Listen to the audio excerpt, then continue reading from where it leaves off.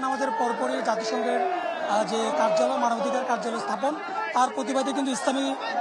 ইসলামী দল অর্থাৎ বিশেষ করে জমিয়তুল ইসলাম বাংলাদেশ তারা একটি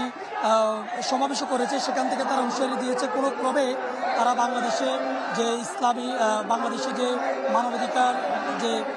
অফিস গঠনের বা কার্যালয় স্থাপনের জন্য জাতিসংঘ চেষ্টা করছে এবং যে চুক্তি করা হয়েছে সেটি অনতিবিলম্বে বাতিল করতে হবে এবং সেটি কখনো তারা করতে দেবেন না। এবং নানাবিধ বক্তব্য দেন এবং তারা যুক্তি হিসেবে স্থাপন করেন পুরো পৃথিবীতে যখন মুসলমানদের উপরে হামলা করা হয়েছে,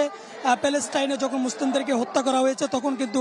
জাতিসংঘের যে নিশ্চুপ ভূমিকা, সেই ভূমিকা নিয়ে তারা প্রশ্ন তোলেন এবং তারা বলেন যে অন্যান্য ইসলামের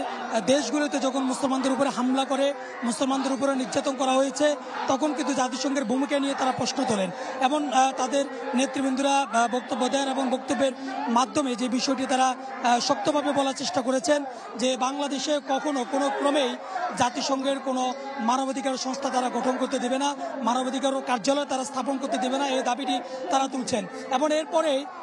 বিক্ষোভ মিছিল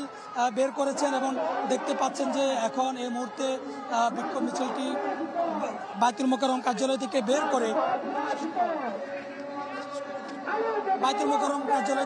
করে মুহূর্তে বিক্ষোভ মিছিলটি পল্টনের দিকে যাচ্ছেন এবং তারা বিক্ষোভ মিছিল থেকে যে বিষয়টি জানান দিচ্ছেন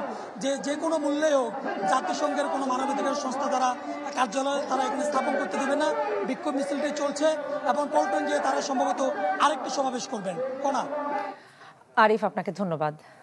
দর্শক, সুলতান মাহমুদ আরিফ আমাদের সঙ্গে যুক্ত হয়েছেন বায়তুল মোকাররম এলাকা থেকে।